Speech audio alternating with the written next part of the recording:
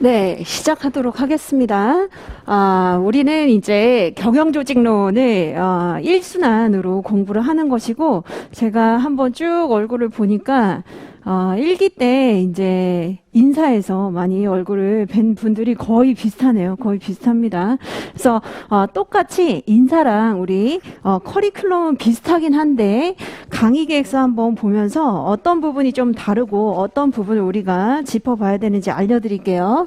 자, 그래서 강의 계획서에 자, 여기 0순환, 1순환, 2순환, 3순환에 대해서 설명을 하는 게 있습니다. 그래서 설명 같이 한번 보시면 3페이지에 있습니다. 3페이지에 있어요. 4페이지에 있습니다. 자, 4페이지 한번 보시면 우리가 합격을 하기 위해서는 4번 정도의 이제 사이클을 거치게 되는데 이 사이클 자체가 0순환은 이제 개념 위주고 1순환은 뼈대 이제 내용, 디테일을 좀 더 붙이는 작업입니다.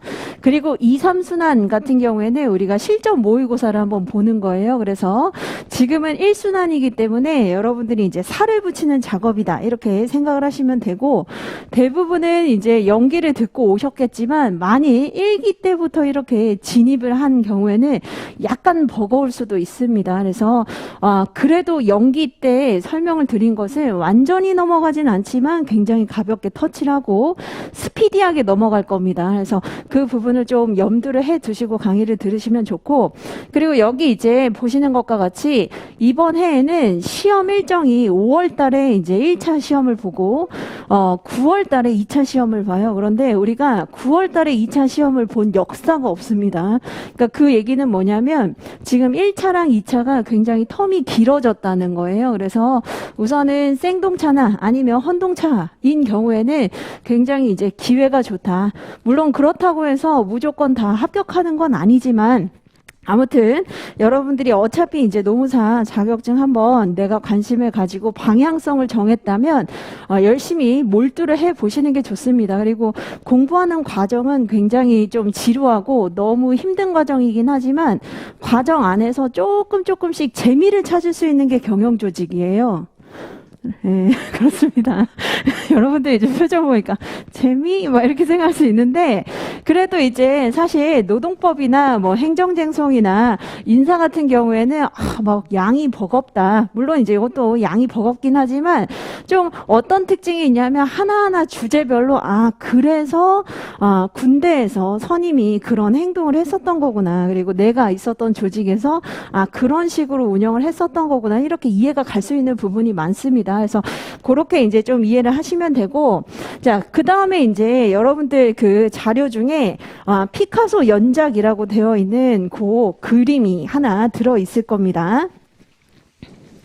이거 읽어보시면은 제가 이제 하나하나 설명드리진 않는데 제가 봤을 때는 수험이 이런 과정인 것 같아요. 그래서 처음에는 이제 황소에 대해서 처음부터 이제 그려보라 라고 하면은 제대로 못 그리죠. 그래서 우선은 관찰을 좀 하면서 대략적으로 저렇게 생겼구나. 그리고 그 다음에는 이제 디테일을 좀 챙겨 나가는 겁니다. 디테일을 챙겨 나가다가 결국은 뭐냐면 핵심, 정말 이제 여러 가지 중에서 핵심을 잘 추려가지고 제한된 시간 안에 내가 보는 황소의 모습은 이것이다. 이렇게 이제 표현을 해 주시면 되는데, 여러분들이 이제 아무래도 효율적으로 공부하려고 하다 보니까 이런 과정을 거치지 않고 맨 마지막부터 이제 공부를 하려고 하는 그런 경향성이 있습니다. 하지만 이걸 제대로 이렇게 거쳐야 점수가 제대로 나와요. 그래서 너무 효율성을 찾기보다는 우선은 이제 관찰을 제대로 하고 주요 특징을 여러 가지 이제 시행착오를 여러분들이 겪어야 됩니다. 이 시행착오는 직접 겪어야 이제 내재화가 되는 거예요. 그래서 연기 때 분명히 이제 수업을 들으면서 개념은 이거구나.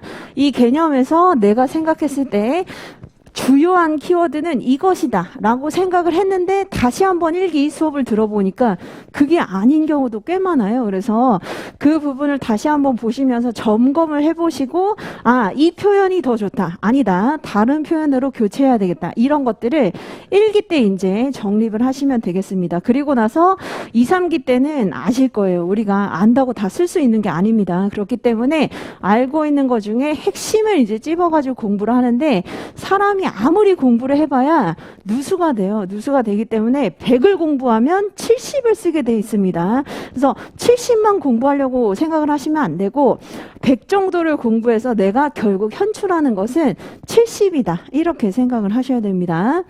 자, 그 다음에 이제 인사노무관리랑 차이점을 제가 좀 알려드릴게요. 그래서 어제까지 우리가 이제 인사노무관리 달렸거든요. 그때 이제 뭘 여러분들이 많이 느끼셨을 거냐면, 아, 이게 완전히 구슬깨기구나. 한마디로 원천 재료나 지식이 굉장히 다양하게 있는데 이것을 어떤 모양으로 깰지는 사람들마다 달라요. 그래서 이 부분을 내가 어떤 논리로 꿰어가는지, 이게 이제 인사노무관리라면 사실 경영조직은 그렇지는 않고 거의 대부분 이제 우리 문제에서 학자 누구의 어떤 이론에 어떤 부분을 쓰시오, 뭐 4가지 이런 식으로 물어보고 있기 때문에 명확하게 여러분들이 공부를 하시면 됩니다. 그래서 약간 도장 깨기 방식으로 오늘은 한번 이런 거 공부해볼까? 내일은 한번 이런 주제 한번 백지복습을 해보겠다라고 보시면 됩니다. 자, 그리고 이제 그 강의 계획서에 그 진도표가 나와 있어요. 그래서 진도표를 한번 쭉 말씀을 드리면 우리가 11회차입니다. 11회차. 자, 그런데 5회차랑 11회차 때는 중간고사, 기말고사 시험이 한 번 정도 있어요. 그래서 중간고사 시험은 25점 약술로 볼 것이고, 그 다음에 기말고사는 50점짜리 논술 문제로 한번 볼 겁니다. 그래서 그때그때 제가 범위는 알려드릴게요. 그리고 강의 시간은 2시에 이제 시작하되 똑같이 바로 오늘 제외하고 나머지 시간에는 쪽지 시험부터 이제 시작이 됩니다. 그래서 전 회차에 공부를 했었던 거 쪽지 시험을 한번 보고 리마인드 해보고 그 다음에 진도를 나갑니다. 그리고 이제 경영조직 개념 MP3 이거 알고 계실 거예요. 그래서 이것도 제가 마찬가지로 개념 MP3에 이제 개념도 있지만 주말반 같은 경우에는 지금 한 9회차 정도에 접어듭니다. 그래서 이미 중간고사를 봤거든요. 그래서 제가 주말 동안에 주말반이 봤었던 그 중간고사 문제 그리고 해설 이거 여기 똑같이 개념 MP3 요 사이트에 올려둘 테니까 한번 확인을 해보시면 좋겠습니다. 자, 그 다음에 마인드맵 같은 경우에는 여러분들이 모든 논리를 잊는다라고 생각을 하기보다는 이런 주제가 있었구나. 그리고 특히 이론이 붙은 것 또는 모델이라고 하는 게 붙은 것 이런 것들을 잘 유념해서 보시면 되겠습니다.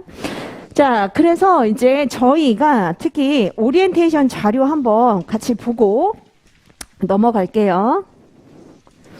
자, 오리엔테이션.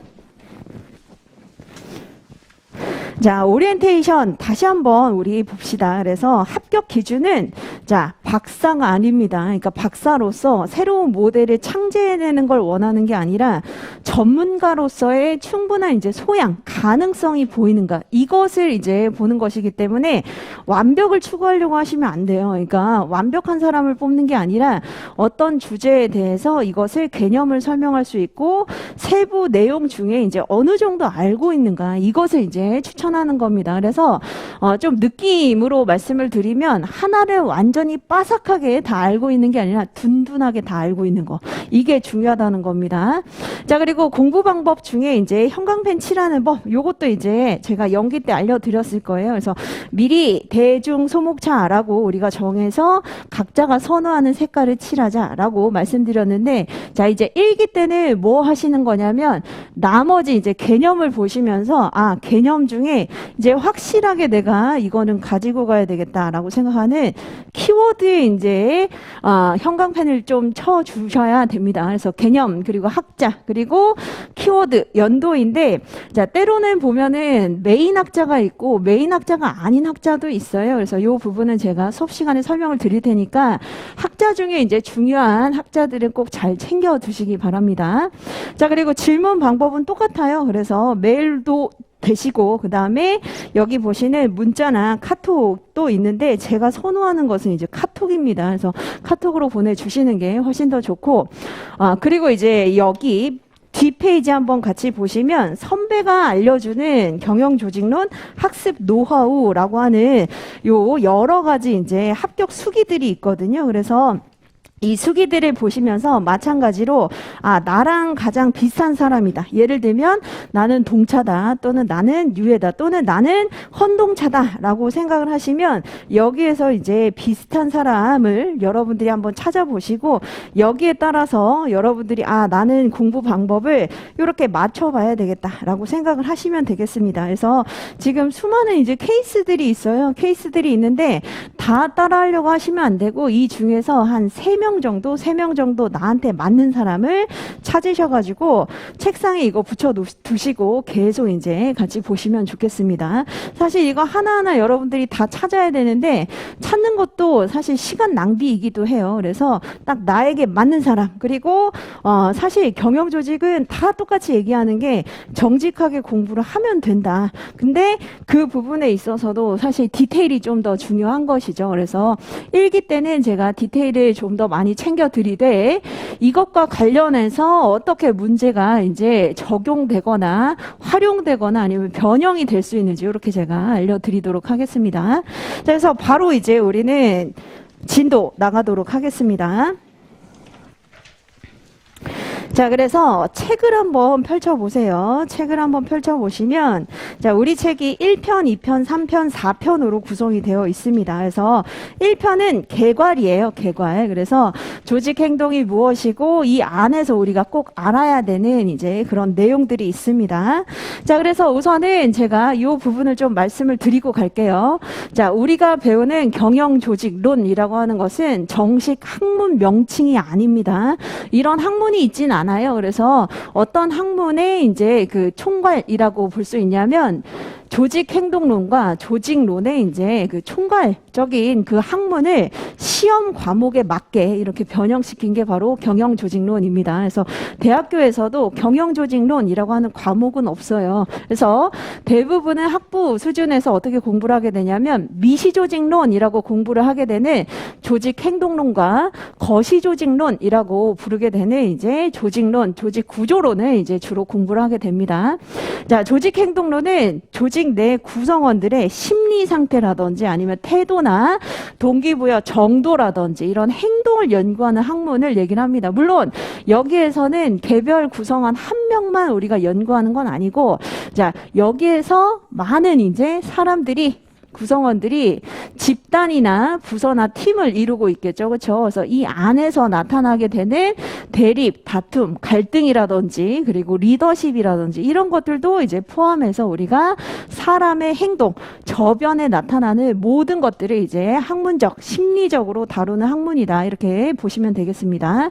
자, 그런데 이제 조직론은 조직을 조망한다고 생각을 하시면 돼요. 조감하고 조망한다. 그래서 먼 발치에서 구조 설계라든지 변화라든지 아니면 기업 윤리라든지 풍토라든지 문화라든지 이런 것들을 거시적으로 보는 그런 학문을 얘기를 합니다. 그래서 이 두 가지를 이제 합해가지고 우리가 공부를 하게 되는데, 지금 1번에 나와 있는 미시조직론 같은 경우에는 주로 어디 나와 있냐면 2편과 3편에 나와 있어요. 그래서 2편의 개인 그리고 3편의 집단에 해당이 되는 게 여기에 해당이 되고, 자, 그다음에 1편이랑 4편에 해당이 되는 게 바로 조직론, 조직구조론, 조직설계론에 해당이 된다라고 보시면 되겠습니다. 그래서 원래 경영조직론이라고 하는 것은 학문 명칭은 아니고 우리가 시험을 위해서 이렇게 부르는, 편의상 이제 부르는 명칭입니다. 그래서 요걸 딱 보시면 한마디로 지금 과목이 많다는 거구나. 그러니까 여러분들이 노동법 1, 노동법 2 이렇게 공부를 하듯이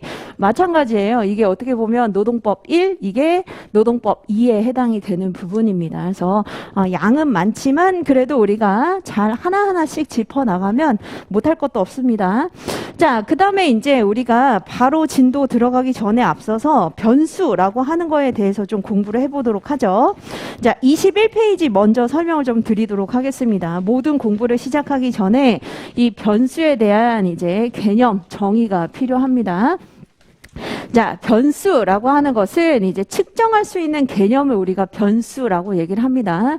왜냐하면 사회과학 연구에서는 워낙 추상적인 현상들이 많아요. 그렇죠? 추상적인 현상. 예를 들면 자, 직무만족이라고 하는 게 사실 머릿속에 떠올려 보면 아, 뭔가 행복하다는 느낌을 직무를 통해서 받는다는 거구나. 이렇게 생각을 하게 되는데 이것을 측정하기가 쉽지가 않습니다. 그러다 보니까 직무만족이라고 하는 것을 변수화해서 측정할 수 있게 만드는 게 바로 이 밑에 나와 있는 이제 독립변수로 만들 수도 있고 종속변수, 매개변수, 조절변수로 만들 수도 있다는 겁니다. 자, 그래서 추상적인 어떠한 현상이나 어떠한 주제를 측정할 수 있도록 우리가 할 수 있는데 자, 가장 대표적으로 독립변수, 종속변수가 있습니다. 자, 독립변수라고 하는 것은 원인변수라고 불리웁니다. 그래서 종속변수의 변화를 가져오는 원인이 된다는 거예요. 원인이 된다. 그래서 독립변수는 원인변수라고 얘기를 합니다. 그래서 설명을 해주기도 하고 예측을 해주기도 하는 그런 변수를 얘기를 해요. 제가 이따가 이제 한번 예시를 좀 들어보도록 하겠습니다. 자, 그렇다면 종속변수가 무엇이냐? 자, 종속변수는 이러한 원인이라고 하는 독립변수의 변화에 영향을 받아서 변하게 되는 것을 우리가 종속변수라고 합니다. 한마디로 결과예요.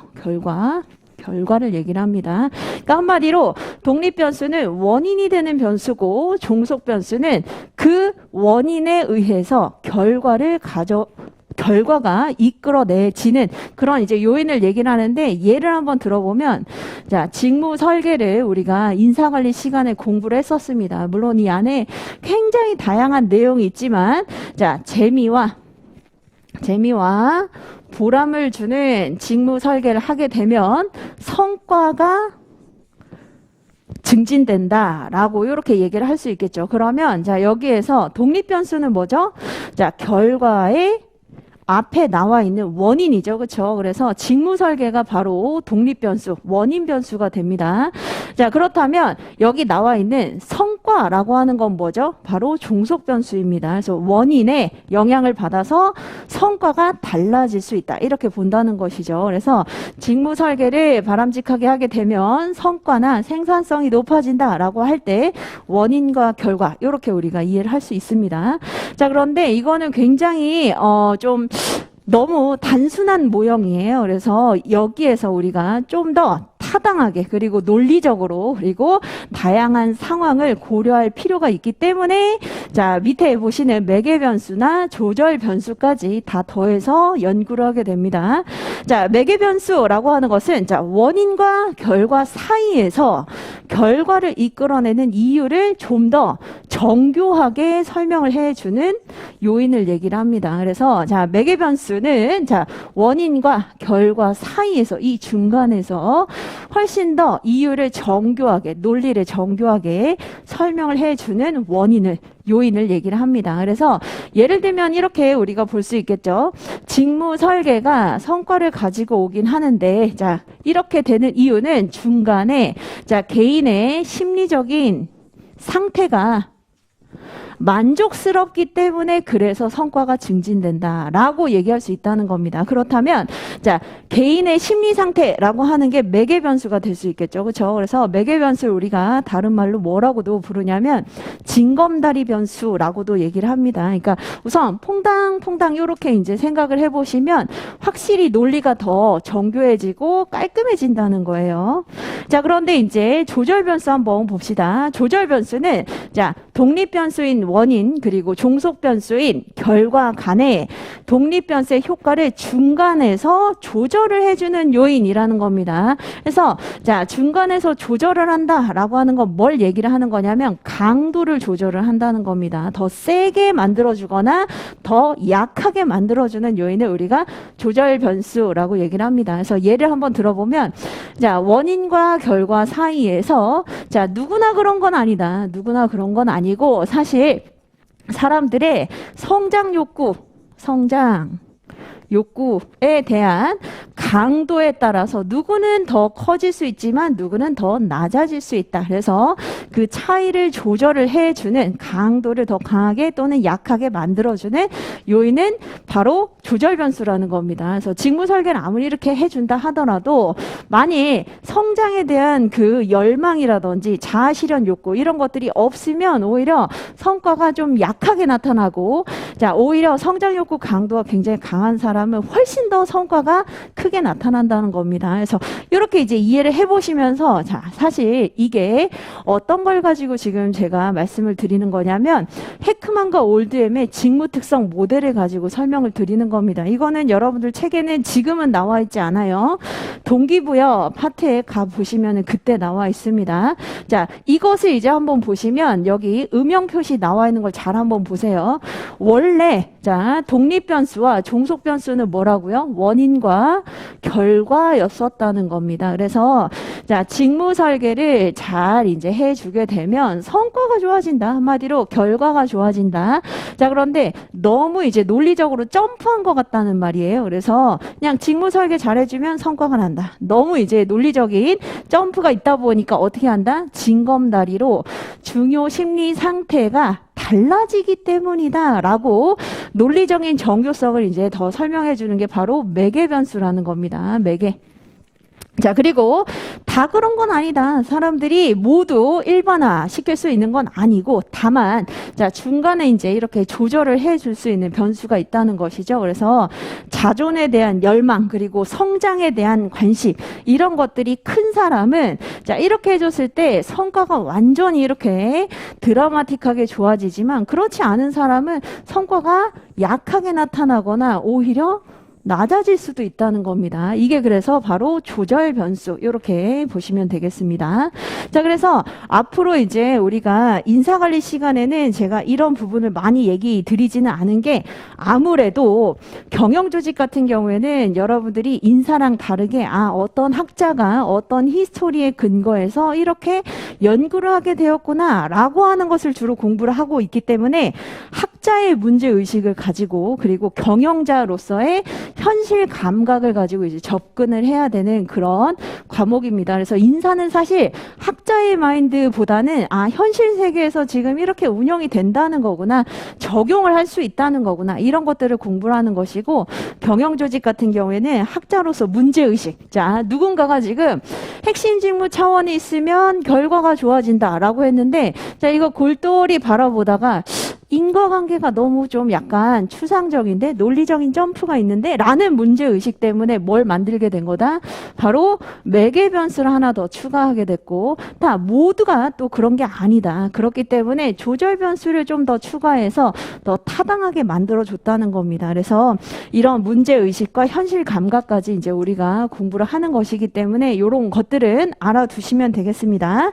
자, 그래서 이제 우리 바로 4페이지부터 공부를 해보도록 하죠. 자, 조직에 대해서 이제 개념을 보도록 하겠습니다. 사실 조직의 개념은 집단의 개념이랑 거의 유사해요. 그렇죠? 그래서 조직의 개념과 집단의 개념을 우리가 병행해서 이제 같이 공부를 한다라고 생각을 해 두시면 되겠습니다. 자, 조직은 우선 공동의 목표를 가지고 있습니다. 그래서 여럿이서 같이 지향하는 결과가 있다는 거예요. 자, 그리고 체계화된 구조를 가지고 있다라고 나와 있죠. 체계화된 구조라고 하는 게 일종의 시스템을 이제 구축을 하려고 한다는 겁니다. 그래서 시스템을 구축해서 유기적으로 작동하는 것을 원한다는 겁니다. 자, 그렇게 하면서 뭐가 가능하다? 상호작용을 한다는 거예요. 그래서 상호작용. 자, 이거 우리가 인사관리 시간에 항상 많이 얘기를 듣던 건데 뭐죠? 정보나 의견이나 감정 같은 것들을 서로 공유한다는 겁니다. 그래서 더 나은 아이디어가 이제 개발될 수 있도록, 그리고 그 더 나은 아이디어가 목표 달성에 기능할 수 있도록 그렇게 해준다는 겁니다. 그래서 영향을 이제 주고받으면서, 자, 시너지를 이제 추구한다는 겁니다. 그래서 협력 내지 협동이라고 하는 도움 행동을 하는데, 자, 이게 왜 그렇게 하는 거냐면 외부 환경에 적응하기가 용이하다는 겁니다. 그렇죠? 그래서 환경에 적합한 태도나 행동을 통해서 통해서 생존을 하고 성장하고 발전할 수 있다는 겁니다. 그런데 이게 2인 이상의 단위 집단이라는 것이죠. 그래서 사실 조직이라고 하는 것들을 우리가 키워드로 다 이제 이렇게 한번 모아봤는데 그 이유가 뭐냐면 밑에 나와 있는 브라운이나 구텐베르그나 알렌 등 정말 수많은 학자에 의하면 나는 조직을 이것으로 본다라고 하는 여러 가지 샘플들 중에서 공통적인 교집합을 지금 모아둔 게 바로 이 개념이라는 겁니다. 그래서 이대로 외우려고 여러분들 하실 필요가 없어요. 결국은 조직은 하나의 집단인데 목적 달성을 위해서 시스템을 만들기도 하고 그 안에서 뭘 한다? 의견, 감정, 정보를 서로 공유하고 공감하면서 시너지를 도출하는 그런 특징을 가지고 있다. 특징이라고 생각하시면 되겠습니다. 자, 그 다음에 조직의 등장 배경을 한번 보시면 자, 분업이 나와 있습니다. 자, 분업이 뭐죠? 전문화를 얘기를 하는 거잖아요. 그렇죠? 그래서 자, 과업을 세분화하게 되면 능률과 효율이 높아지기 때문에 한 명이 할 일을 훨씬 더 몇 배로 더 빨리 할 수 있다는 겁니다. 그렇기 때문에 조직이 이제 등장하게 됐다. 자, 그 다음에 거래 비용이 나와 있습니다. 사실 거래 비용은 여기서 여러분들이 공부를 하는 것보다는 조직 이론에서 우리가 바로 코즈의 이제 거래 비용에 대한 개념 그리고 윌리엄슨의 시장 실패가 일어나게 되는 그 원리에 대해서 같이 공부를 하면서 그것으로 이제 가름을 하시면 됩니다. 그런데 이제 그 내용을 좀 알려드리면 거래 비용을 최소화한다라고 나와 있죠. 이게 뭘 얘기를 하는 거냐면 결국 자, 시장에서의 거래는 두 주체 간의 자유로운 재환 나 서비스의 교환으로 인해서 이제 이루어지는 건데 자, 이것을 살펴봤더니 어떻다? 완전 경쟁 시장에서는 완전히 공평하게 그리고 공정하게 거래를 할 수 있지만 현실 세계에서는 완전 경쟁 시장이 아니기 때문에 서로 어떻게 한다? 속이기도 하고 제한된 합리성도 존재하고 불확실성도 있기 때문에 그래서 둘 간의 거래가 결국은 뭘로 대체가 된다? 하이라키라고 하는 위계 조직을 이제 만들어서 운영을 하는 것이 훨씬 더 비용이 저렴하기 때문에 두 주체 간의 완전 경쟁 시장이 불가능함을 우리가 생각을 해보면 자, 이것 때문에 결국은 이제 조직을 형성하게 된다는 겁니다. 그래서 조직을 형성하게 되는 이유는 두 주체 간의 자유로운 교환 관계에 있어서 비용이 높아질 수밖에 없기 때문에 차라리 조직을 만들어서 조직을 형성해서 하이라키라고 하는 위계 조직으로 이제 운영을 하는 게 가장 비용이 낮아지기 때문이다. 이렇게만 우선 보시면 되겠습니다. 자, 그 다음에 이제 조직의 기본 속성이라든지 이런 것들을 읽어보시면 되겠습니다. 자, 그 다음에 이제 중요한 주제가 바로 조직 효과성에 대한 내용입니다. 그래서 자, 조직의 목표가 바로 조직 효과성이라고 할 수 있는데 자, 효과성은 바로 효율성과 다르다라고 하는 것을 우리가 연기 때 공부를 했었죠. 그래서 자, 요 개념에 대해서 한번 알아보고 효과성의 세부 내용이 어떻게 되는지 한번 알아보도록 하겠습니다. 자, 효과성에 대해서는 우선 15회 때 기출이 한번 된 적이 있어요. 15회 때 25점짜리로 이제 기출이 된 적이 있습니다. 그래서 개념 그리고 세부 내용도 우리가 한번 잘 알아둘 필요가 있다. 자, 그래서 하나씩 보도록 하죠. 우선 조직 효과성이라고 하는 effectiveness는 자, 효과성으로 번역도 되지만 유효성으로 번역도 됩니다. 조직 유효성이라고 하는 말로도 번역이 됩니다. 자, 그래서 효과성은 뭐냐면 궁극적인 목적 달성의 정도를 얘기합니다. 그렇죠? 궁극적으로 목적 내지 목표를 달성을 했다면 우리가 그것은 효과성이 있다, 유효성이 있다 이렇게 얘기를 한다는 겁니다. 이 부분에 대해서 피터 드러커는 뭐라고 얘기를 했었죠? Do the right things를 하게 되면 한마디로 자, 옳은 걸 하게 되면 결국 목적을 달성을 하는 것이다 이렇게 얘기합니다.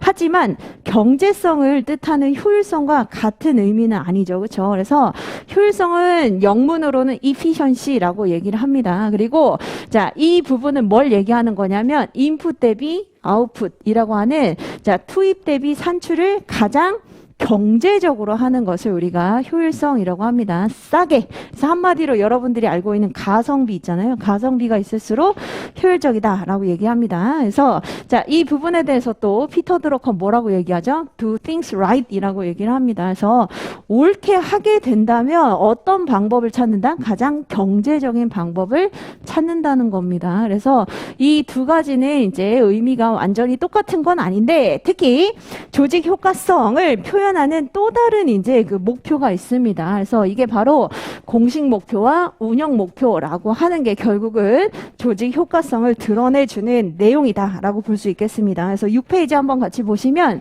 자, 공식 목표와 운영 목표가 무엇인지 한번 그 개념 정의가 나와 있어요. 그래서 같이 보도록 하죠.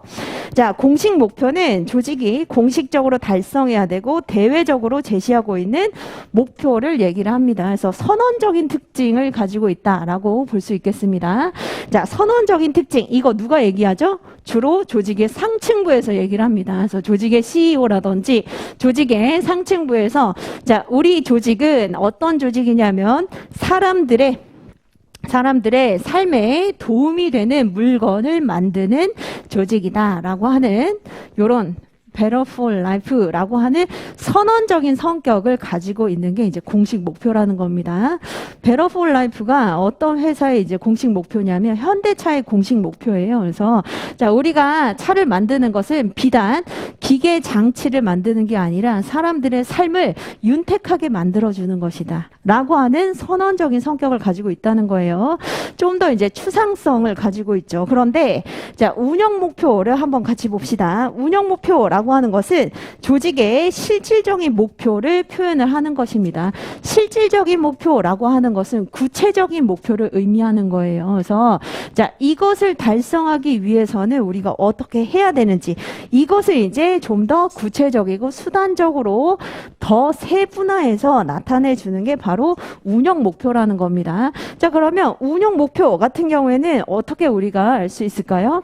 여러분들이 알고 있는 BSC 있잖아요. 그렇죠? 그래서 BSC에서 재무지표는 어떠해야 되는지 그리고 고객 만족도는 어때야 하는지 그리고 내부 프로세스는 어떻게 지금 잘 운영이 되고 있는지 그리고 학습이나 성장 관점에 있어서는 인적 자원에 지금 어느 정도로 투자를 하고 있는지를 구체적인 인디케이터라고 할 수 있는 지표를 통해서 이제 드러내주는 겁니다. 그래서 Better for Life라고 하는 공식 목표를 위해서 우리 기업에서는 인디케이터라고 하는 여러 가지 지표들을 활용을 해서 드러낼 수가 있다. 그래서 이것은 사실 최고관리층이라든지 조직의 상층부보다는 중간관리층이라든지 이제 하위층이 더 실무적으로 더 잘 알고 있겠죠. 그렇죠? 그래서 이런 인디케이터들을 표현을 할 수가 있다.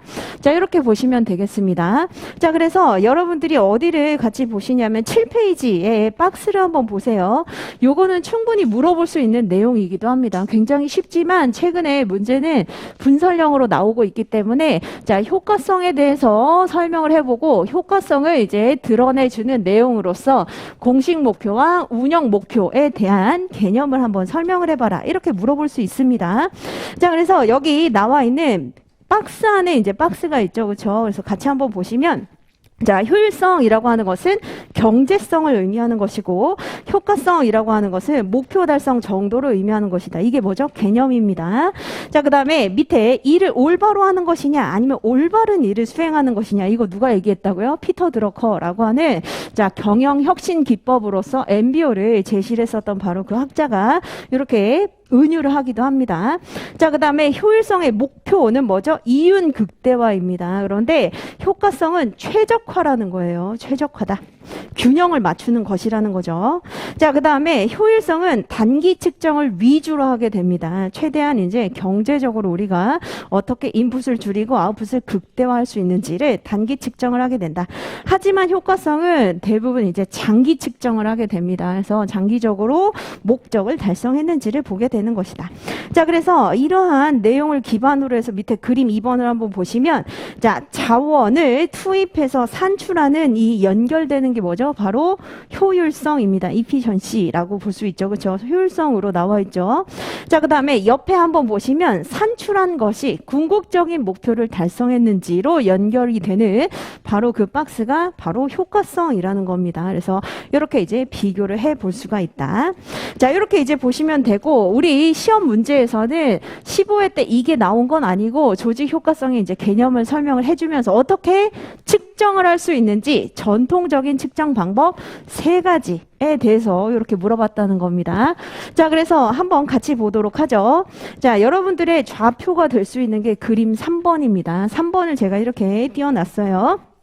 자, 그래서 우선은 목표 달성 접근법부터 우리가 먼저 볼 겁니다. 그 이유는 뭐죠? 자, 그 이유는 대부분의 사기업에서는 자, 목표 달성 접근법을 다른 접근법보다 더 우선적으로 조직 효과성에 대한 측정 방법으로 사용을 하고 있기 때문입니다. 그래서 대부분의 기업, 특히 사기업에서 주로 활용을 하고 있는 그런 방식이다.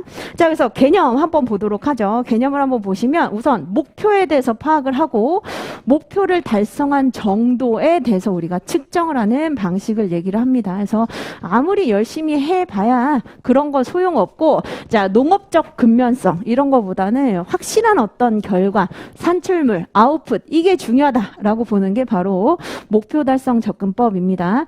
자, 측정 지표 몇 가지 정도 여러분들이 한번 생각을 해보시면 이게 우리가 신문에서 보는 지표들이에요. 그래서 대표적으로 뭐가 있죠?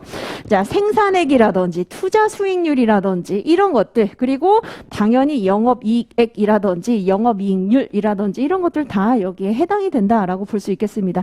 하다못해 우리가 공부에서도 ROI 같은 것들 있잖아요. 이것도 여기에 다 해당이 된다라고 볼 수 있겠습니다.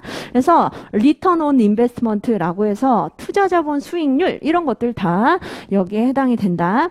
자, 그런데 이제 전제 조건은 이해를 하시면 됩니다. 이거 다 외우려고 하지 마시고, 자, 전제 조건을 한번 봅시다. 우선은 목표를 봐야 되는데 관리해야 되는 수가 너무 많아요. 그러면 관리가 제대로 안 되겠죠. 그렇기 때문에 적당한 수로 구성이 되어야 되고, 자, 그 다음에 그 결과에 대해서 모든 구성원들이 찬성을 할 수는 없겠지만 어느 정도는 동의를 해야 된다는 겁니다. 그래서 여기 지금 보시는 생산액이나 투자 수익률이나 불량률이나 결근율, 자, 이런 것들은 누구나 이제 다 동의할 수 있는 결과라고 볼 수 있는 것이죠. 자, 그리고 이제 조직에 힘이 미친다라고 하는 것은 조직이 어떻게 공헌을 했는지가 바로 결과로 인과관계로 드러나야 된다는 것을 의미를 합니다. 그래서 이게 이제 바로 전제 조건이다.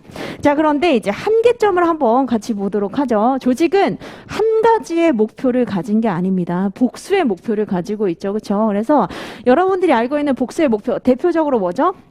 자, 기업의 경제적인 효율성으로, 자, 이익이 많이 나면서도 종업원의 사회적 효율성 측면에서 만족해야 된다는 겁니다. 그렇죠? 근데 이게 사실은 굉장히 이해상충적인 목표라고 할 수 있잖아요. 그렇죠? 그래서 자, 기업도 수익이 많이 나면서 종업원도 행복한, 자, 이러한 목표들이 분명히 존재할 수밖에 없다는 겁니다. 자, 그다음에 동그라미 2번 한번 보시면 주관성이 이제 개입이 된다는 거예요. 왜냐하면 조직의 CEO가 한 명만 있는 게 아니라 이제 조직의 상층부나 이사회나 여러 이제 임원들이 보는 그 주관적인 관점이 있기 때문에 어떻게 된다? 목표에 대해서도 가중치나 우선순위가 다를 수 있다는 겁니다. 자, 뿐만 아니라 이제 3번째 한번 보세요. 3번째, 과거의 업적과 미래 행동 간에 불일치가 발생할 수 있다는 겁니다. 뭐냐면 아무리 좋은 자원을 여기 투입한다 해서 반드시 성과가 높게 나타난다? 그건 아니라는 거죠. 그렇죠? 그렇기 때문에 과거에 아무리 좋은 자원을 투입한다 하더라도 산출물까지 오는 그 과정이 너무 길기 때문에 이런 부분에 대한 것은 전혀 고려하고 있지 못하다는 겁니다. 자, 이게 한계점이다. 이렇게 보시면 되겠습니다. 그래서 우선은 여러분들이 어떻게 공부를 해야 되는지를 제가 알려드리면, 자, 목표 달성 접근법은 우선 어디에서 시작이 된다? 대부분의 사기업에서 주로 활용하는 방법으로 목표를 파악하고 목표를 달성한 정도를 보는 게 바로 개념인데, 주요 측정 지표는 이런 게 있지만, 자, 전제 조건까지 다 보지는 마시고 것이고 이건 이해를 하시고 자, 한계점은 복수의 목표, 주관성 그리고 시차의 정도 이런 것들이 있다라고 정리를 하시면 되겠습니다. 자, 그다음에 이제 반대로 한번 넘어가 보도록 하죠. 자원기준 접근법이 있습니다. 자, 자원기준 접근법은 독특한 특성이 있었어요. 바로 비영리 조직이나 사회복지기관에서 주로 활용할 수 있다는 겁니다. 그래서 아까 어떤 것을 제가 미리 말씀을 드린 거냐면 대부분의 사기업에선 이걸 쓰지만 그게 적합하지 않은 기업도 있다는 겁니다. 그런 기업은 뭘 써야 된다? 비영리 기관이나 사회복지기관, 병원과 같은 그런 기관들을 너무 산출물 위주로 우리가 제대로 지금 운영을 하고 있는지를 알 수는 없다. 그렇기 때문에 투입 자원을 기준으로 이제 봐야 된다는 겁니다. 그래서 개념을 한번 보시면 자, 투입 측면에 초점을 맞춰서 조직을 평가하는 방법이다. 자, 그 투입이라고 하는 게 특히 뭐다? 희소하고 가치 있는 자원을 획득하고 관리할 수 있는지의 능력을 얘기를 하는 겁니다. 자, 그러면 이거 이제 한번 잘 보시면 이거 어디에선가 많이 봤었어요. 뭐죠? 바로 자원 의존 이론에서 얘기를 하고 있는 바와 똑같습니다. 자원 의존 이론에서 얘기를 하고 있는 맥락과 똑같다. 자, 자원 의존 이론의 페퍼와 셀란식은 뭐라고 얘기하냐면 우선 자, 조직이 생존을 하려면 서바이벌 하려면 의존성이 낮아야 된다. 의존도가 낮아야 된다는 겁니다. 어디에 대한 의존도? 외부 환경에 대한 의존도가 낮아야 된다. 그렇게 하려면 자율성과 독립성을 우리가 추구해야 되는데 그 방법이 바로 뭐다? 괜찮은 자원을 획득하고 관리하는 능력이 중요하다. 그렇게 되면 생존할 수 있다. 이렇게 얘기를 하는 것이죠. 여기서 이제 자원이 뭐죠? 당연히 인적 자원이 될 수 있는 겁니다. 그래서 우리가 인사관리 시간에 자, 사람을 어떻게 확보하고 유지하는가 이게 중요하다로 연결이 됐었었죠. 그래서 여기도 이제 마찬가지. 그러면 조직이 생존하기 위해서 어떻게 돼야 된다? 외부 환경의 의존도를 낮춰야 되고 낮추려면 능력 있는 무언가를 획득하고 잘 유지 보유할 수 있어야 된다는 겁니다. 자, 그게 바로 자원 기준 접근법이에요. 그래서 자, 여러분들이 책에 나와 있지는 않지만 제가 말씀드린 자원 의존 이론 있잖아요. 이것을 인용해서 개념으로 이제 설명을 해주셔도 되고 또는 차별화 포인트로 관련 이론이라고 해가지고 아예 목차를 하나 추가하셔가지고 자원 의존 이론에서 얘기하고 있는 의존성을 낮추는 게 결국 가치 있고 희소한 굉장히 이제 중요한 역량 있는 자원을 획득하고 관리하는 게 중요하다. 이렇게 볼 수도 있겠습니다. 자, 그래서 측정 지표는 이제 능력 있는, 역량 있는 자원이잖아요. 그렇죠? 그것을 우리가 뭘로 판별을 할 수 있냐면 자, 9페이지, 10페이지에 나와 있습니다. 여기 보시면 협상에 있어서 우위가 있다거나 그러니까 협상에 있어서 우위가 있는 이유는 뭐죠?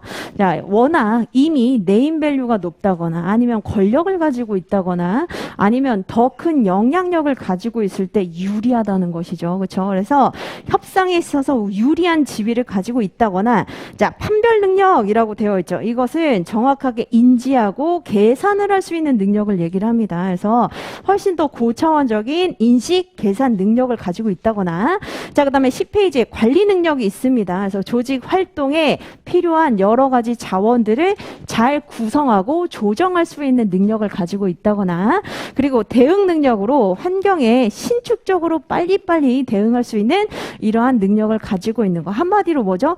남들이 갖기 힘든 바로 그런 특징을 역량으로 가지고 있다면 그런 역량이 있는 자원을 획득하고 관리하는 게 중요하다는 겁니다. 그래서 다른 기업, 경쟁 기업이 가지고 있지 못한 역량이라고 보시면 되겠습니다. 측정 지표는 다른 기업, 경쟁 기업이 가지고 있지 못한 역량이라고 할 수 있다. 자, 그래서 전제 조건을 한번 보도록 하죠. 전제 조건은 자, 가치 있는 자원을 효과적으로 획득하고 관리할 수 있다. 라고 하는 것을 이제 전제하고 있기 때문에 획득과 관리 능력이 있어야 된다는 것이고 자, 두 번째로 이제 시장이 변동성이 있어서 이게 지속 가능한 경쟁 우위가 없어서는 안 된다는 것이죠. 그렇죠? 그렇기 때문에 어느 정도는 안정성이 기반이 되어야 된다. 자, 하지만 이제 한계점을 보세요. 한계점 같은 경우에는 자, 아무리 좋은 자원을 가지고 있다 한들 이게 정말 산출물까지 연결이 되기에는 굉장히 먼 과정이라 아니라는 겁니다. 그렇죠? 그렇기 때문에 자, 자원이 좋다고 해서 반드시 산출물이 좋게 나오지 않을 수가 있다. 예를 한번 들어보면 특히 자, 여러분들이 이게 어디에서 쓰인다고요? 비영리 기관이나 아니면 사회적인 어떤 기관에서 많이 쓰게 되는데 주로 기부금을 한번 생각을 해보시면 됩니다. 자, 어떤 조직에서 장애인 재활센터가 있어요. 그래서 장애인 재활센터가 있는데, 자, 이 장애인 재활센터를 사실 목표 달성 접근법으로 우리가 조직 효과성 평가를 할 수는 없다는 겁니다. 그래서 재활센터의 이익은 이렇게 됐다. 이렇게 할 수가 없기 때문에, 자, 기부금 같은 것으로 이제 우리 기업이 평판이 굉장히 좋고, 그리고 우리가 잘 운영된다고 이미 소문이 나 있기 때문에 기부금이 많이 들어왔다. 이런 것들 가지고 이제 많이 우리가 평가를 할 수 있다는 겁니다. 그래서 기부금이 많이 들어왔다 또는 자원봉사자가 신청을 많이 했다. 자, 이런 것들 가지고 이제 우리가 볼 수 있는데 문제는 뭐다? 기부금이 많이 들어오거나 아니면 역량 있는 자원봉사자가 많이 들어왔다 하더라도 어떻게 된다? 그렇다 하는 게 바로 산출물로 고스란히 이어지지 않을 수도 있다는 겁니다. 그렇죠? 그래서 산출물과 거리가 멀다. 자, 그다음에 이제 자원에 대한 가치 판단이라고 나와 있죠. 그렇죠? 그래서 자원 기준 접근법은 이제 전제 조건 자체가 시장이 굉장히 안정적인 것을 기반으로 하고 있기 때문에 자, 나중에는 이런 기부금을 쌀로 받는다 아니면 돈으로 받는다 이게 중요한 게 아니라 메타버스 시대가 오기 때문에 NFT와 같은 어떤 가상화폐나 코인으로 받는 게 더 중요할 수도 있다는 겁니다. 그래서 자, 지금 이제 시장을 기반으로 이제 우리가 판단할 수밖에 없다는 점이 한계점이다. 이렇게 보시면 되겠습니다. 자, 그다음에 이제 조직 내부의 역동적인 과정을 가지고 이제 평가를 해보는 내부 프로세스 접근법을 한번 보도록 하죠. 자, 내부 프로세스 접근법은 변환 단계의 유효성에 이제 초점을 두어서 조직이 잘 운영이 되고 있는가 이걸 본다는 겁니다. 이게 사실은 가장 인사 관리랑 유사한 부분이에요. 그래서 인사관리를 우리가 사실 이렇게 할 수는 없거든요. 예를 들면 자, 지금 어떤 기업의 인사관리가 잘 되고 있는가를 매출액을 가지고 평가한다 또는 영업이익률을 가지고 평가한다. 애매하죠. 자, 근데 그렇다고 해서 자, 기부금을 가지고 평가한다. 그 다음에 역량 있는 인재가 얼마나 많이 들어왔는지를 가지고 평가한다. 물론 일부는 그렇게 할 수는 있습니다만 자, 여기 이제 한번 보시면 잘 운영이 되고 있는지를 가지고 보는 것도 의미가 있다는 겁니다. 그래서 측정 지표 보시면 우리가 인사관리에서 공부했었던 분위기가 좋은 거, 팀워크가 많이 이루어지는 거, 그리고 충성심이나 몰입도가 높은 거, 신뢰가 이루어져 있는 거, 이런 것들이 이제 대표적인 그 지표라고 볼 수 있겠습니다. 그래서 그 기업은 지금 잘 운영이 되고 있어. 그 이유는 분위기 좋더라. 그리고 사람들이 퇴사 많이 안 하더라. 그리고 서로 협동하려고 하는 그런 정신이 많더라. 그리고 원활하게 지금 정보 교류가 이루어져 있더라라고 하면은 이제 제대로 운영이 되고 있다는 것이죠. 자, 그래서 전제 조건은 이제 어느 정도 읽어보시면 되고 한계점을 좀 보시면 됩니다. 자, 우선은 한계점 같은 경우에는 추상적인 목표보다는 이제 구체적인 어떤 실무에 대한 수단이나 방법을 가지고 우리가 이제 많이 논하게 되는데, 자, 이런 것들을 가지고 있다고 해서 반드시 이게 산출물로 이제 연결은 안 될 수 있다는 겁니다. 이게 이제 하나의 한계점이라고 볼 수 있고, 자, 이런 지금 보시는 지표들을 계량화하기에는 굉장히 어렵다는 거예요. 그래서 분위기를 100점 만점에 92점 이런 식으로 이제 우리가 측정하기는 굉장히 어렵다. 자, 이렇게 보시면 되겠습니다. 자, 그 다음에 이제 여러분들이 보시면 작년 그 책이랑 뭐가 다른지 제가 말씀을 드리면, 자, 8페이지, 9페이지, 10페이지, 11페이지에 자, 우선 목표 달성 접근법의 의, 그 다음에 자원 기준 접근법의 의, 그리고 10페이지에 내부 프로세스 접근법의 의라고 되어 있는데 옆에다가 이제 부제가 나와 있잖아요. 부제에 자, 최종 상태, 바람직한 최종 상태에 도달할 때 그 행동은 효과적이다라고 얘기할 수 있다. 버나드 이렇게 얘기를 해놨고, 자, 자원 기준 접근법에서 특히 자원을 획득할 수 있는 능력이 생존에 관련이 된다. 자, 그 다음에 내부 프로세스 접근법에서 효과성은 최종 상태로만 파악하지 않고 하나의 프로세스, 절차나 단계로 고려하는 게 좋다라고 제가 논문에서 이제 인용을 한 겁니다. 그래서 자, 대표적인 이제 학자들의 사람들의 논문을 인용을 한 것이기 때문에 만일 유예 이상이라면, 그러니까 제가 추천하는 게 바로 생동차는 아마 여기까지 공부하시긴 좀 어려울 거예요. 그래서 유예 이상이시라면 요 의 옆에 나와 있는 부제 있잖아요. 부제를 잘 살리는 것도 하나의 방법입니다. 개념 설명을 하실 때. 근데 어차피 버나드나 아니면 여기 옆에 있는 9페이지에 카치라든지, 카치 대신에 뭐 써도 된다고요? 자원 의존 이론을 써도 되는 겁니다. 자, 그 다음에 내부 프로세스 접근법에 스티어라고 하는 학자도 사실 굉장히 유명한 학자예요. 그래서 요 학자까지 이렇게 이제 나는 좀 욕심이 있다라고 하시면은 챙겨주시면 되겠습니다. 자, 그 다음에 이제 여기까지 나와 있는 게 바로 15회 때 이제 기출이라면 현대적 측정 방법에 대해서는 지금까지 한 번도 물어본 적이 없습니다. 그래서 제가 봤을 때는 얼마든지 이제 나올 수 있는 주제이기도 합니다. 그래서 50점짜리로 나오면 딱 좋죠. 그렇죠? 그래서 예를 들면 조직 효과성에 대한 개념에 대해서 쓰고, 자, 그래서 요즘엔 분설형으로 나오고 있기 때문에 효과성에 대한 개념, 그리고 공식 목표와 운영 목표에 대한 개념 설명을 하시오. 자, 그 다음에 쌍가로 2번에서 전통적인 측정 방법에 대해서 세 가지로 이제 분설해서 한번 설명을 해보시오. 자, 그 다음에 세 번째 이제 현대적인 측정 방법에서 세 가지 정도를 설명을 해보시오. 이렇게 물어볼 수 있고, 이게 이제 50점짜리라면 지금 이제 마지막에 공부하는 조직 효과성에 대한 그 특히 경쟁 가치 모형이 있습니다. 이게 이제 바로 25점짜리로 나올 수가 있겠습니다. 그래서 이제 우리 한번 같이 정리를 해보도록 하죠.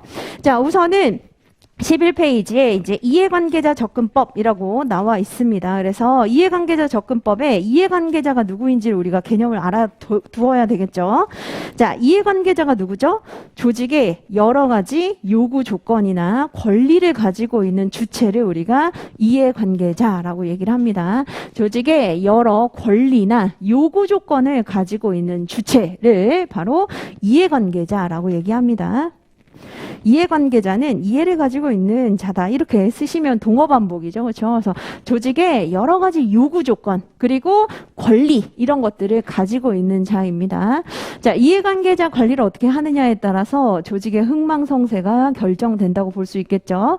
자, 그래서 여러분들이 여기 보시는 그림 있잖아요. 그림 4번이 바로 이해관계자들을 표현한 그림이라고 볼 수 있겠습니다. 꼭 다 외워야 되는 건 아닌데 한번 생각을 해보시면 돼요. 자, 우선은 조직의 권리, 요구를 가지고 있는 주체라고 했었잖아요. 그래서 자, 우선 대표적으로 누가 있죠? 소비자가 있습니다. 자, 소비자 같은 경우에는 뭘 요구하게 되죠? 자, 고객, 소비자 여기 있습니다. 자, 기업이 한번 만들어줬다면 좀 좋은 제품 좀 만들어주세요. 좋은 서비스 좀 제공을 해주세요. 라고 권리 가지고 있죠. 그렇죠? 요구할 수 있습니다. 자, 뿐만 아니라 조직 내부에 있는 종업원도 어떻죠? 종업원은 자, 우리가 열심히 일을 했으니까 바로 임금 좀 이제 제대로 좀 주세요. 그래서 종업원이 있습니다. 자, 종업원이 모이게 되면 이제 누가 만들어지게 되죠? 여기 노조가 있습니다. 그렇죠? 그래서 자, 2인 이상이 근로조건의 유지 향상을 위해서 좀 더 이제 우리 생각을 해주세요. 더 힘써 주세요라고 할 수 있겠죠. 그래서 노조도 이해관계자 중에 하나입니다. 자, 뿐만 아니라 전통적인 이해관계자는 누구죠? 바로 주주입니다. 주식을 가지고 있는 바로 그 주체들이 이제 중요하기도 하고, 자, 그 다음에 정부는 뭐죠? 자, 우리가 법을 만들 테니까 그 법을 상회하도록 최저임금이나 아니면 근로시간 이런 것들 꼭 지켜주세요 라고 요구할 수 있습니다. 자, 뿐만 아니라 지역사회는 뭐죠? 자, 우리 지금 이 지역에 공장 이제 들어서게 됐는데 열심히 하셔가지고 지역경제 발전할 수 있도록 고용 창출 많이 해주세요 라고 요구할 수 있겠습니다. 자, 뿐만 아니라 채권자 누구죠? 은행입니다. 자, 돈 빌려 가셨으니까 자, 충분히 잘 쓰시고 제때제때 꼬박꼬박 갚아주세요 라고 할 수 있겠죠. 그리고 공급자는 누구죠? 특히 부품 공급업체를 생각을 해보시면 되겠습니다. 그래서 가치 사슬 간의 전 후반 관계에서 우리에게 부품을 공급해주는 사람, 자, 이 사람들 열심히 이제 경영활동 하셔가지고 우리 공급 많이 납품을 해드릴 테니까 제때제때 임금도 다 주시고 계약금도 주시고 공정거래 합시다. 이렇게 요구를 할 수 있겠습니다. 그래서 여기 나와 있는 이제 많은 주체들이 결국 누구다? 이해관계자라는 겁니다. 자, 그래서 한번 같이 보죠. 11페이지에 자, 의 두 번째 줄 한번 보시면 다양한 이해관계자들이 조직으로부터 무엇을 원하는지를 생각을 하고, 즉 권리사항이나 요구사항을 한번 생각을 해보고 이에 부응하기 위해서 조직 활동이 여러 가지가 지금 통합적으로 잘 부응이 되고 균형을 이룰 때 뭘 할 수 있다? 목적을 달성할 수 있는 것이다. 그래서 이해관계자 접근법은 이들이 많은 요구, 많은 권리 이런 것들을 다 통합하고 균형을 맞추면서 목적을 달성하고 있는지를 측정하는 방법을 얘기를 합니다. 자, 그래서 요구사항은 다 다르다는 것이죠. 그러니까 여러분들이 요거는 생각을 해보시면 되는 겁니다. 그래서 이런 다양한 이해관계자들이 있구나. 자, 그런데 이제 문제는 뭐다? 12페이지 한번 넘겨보시면 자, 한계점을 한번 잘 보세요. 한계점이, 자, 광범위한 환경에서 전략적인 환경 요소를 구분해내는 작업 자체가 어렵다라고 나와 있죠. 그래서, 자, 환경 요소 중에 경제적인 환경, 그 다음에 사회적인 환경, 그리고 정치적인 환경도 있고 기술적인 환경도 있었습니다. 자, 이런 거 중에 지금 더 우선순위로 두어야 되고, 우리가 우선순위로 대응해야 되는 게 무엇인지, 이런 것들을 판가름하기가 어렵다는 거예요. 자, 그 다음에 두 번째로, 자, 전략적인 환경 요소를 구분을 해낸다 하더라도 이들 요소 간의 상대적인 중요성을 이제 가중치를 결정하기가 굉장히 어렵다는 겁니다. 그래서 여기 보시는 동그라미 1번, 2번은 뭘 얘기하는 거냐면, 자, 이 주체들이 요구하는 것도 있지만 사실 환경에 대응을 해야 되는 부분도 있는데 환경 대응에 있어서 우선순위 판별이 어렵고 우선순위 판별도 문제지만 가중치를 두는 것도 어렵고 이 중에서도 또 누구의 요구를 먼저 이제 들어줘야 되는지도 사실은 굉장히 어려운 문제라는 겁니다. 자, 그리고 동그라미 3번 한번 보시면, 자, 지배적인 연합이나 이해관계에 따라서 해석이 달라질 수 있다. 한마디로 마찬가지 주관성이 개입이 될 수 있다는 겁니다. 이 중에서 주주가 먼저지라고 하는 게 주주 민주주의죠. 그렇죠? 그러나 자, 주주보다는 종업원이나 노조가 먼저 되어야지라고 하는 게 이제 반대의 입장이잖아요. 그렇기 때문에 이것도 마찬가지 누구를 먼저 생각해야 되는지에 대한 주관성이 개입이 될 수 있다. 이렇게 보시면 되겠습니다. 그래서 우선순위 판별도 어렵고 가중치를 설정하기도 어렵고 이 부분에 대한 이제 주관성까지도 개입이 될 수 있다. 이렇게 보시면 되겠습니다. 자, 그 다음에 BSC가 있습니다. BSC는 이거 어디서 많이 봤었죠? 이게 바로 우리가 인사관리 시간에 조직 효과성을 평가할 수 있는 대표적인 방법이었었다. 그래서 조직 효과성 평가 방법으로 자, BSC가 있었습니다. 자, 그 내용을 그대로 여기에 가지고 오시면 돼요. 그래서 우리 한번 리마인드 해보도록 하죠. 자, 개념 뭐였었죠? BSC라고 하는 밸런스드 스코어 카드라고 하는 것은 한국말로는 균형 성과 지표라고 하는 것이죠. 그래서 비전과 전략으로부터 도출이 되어 신중하게 선택된 여러 가지 재무, 고객, 프로세스, 학습, 성장 관점의 인디케이터 라는 겁니다. 그렇죠? 인디케이터들의 합입니다. 인덱스가 아니에요. 인디케이터들의 합입니다. 자, 그래서 대표적인 이 인디케이터들 우리가 공부를 한 적이 있습니다. 그래서 여기 보시는 것처럼 자, 13페이지에 재무 관점의 인디케이터 뭐가 있죠? 자, 여기 보시는 EVA 이런 것도 있지만 결국은 매출액, 생산액, 그리고 영업이익률, 그리고 ROI 이런 것들 다 여기에 있습니다.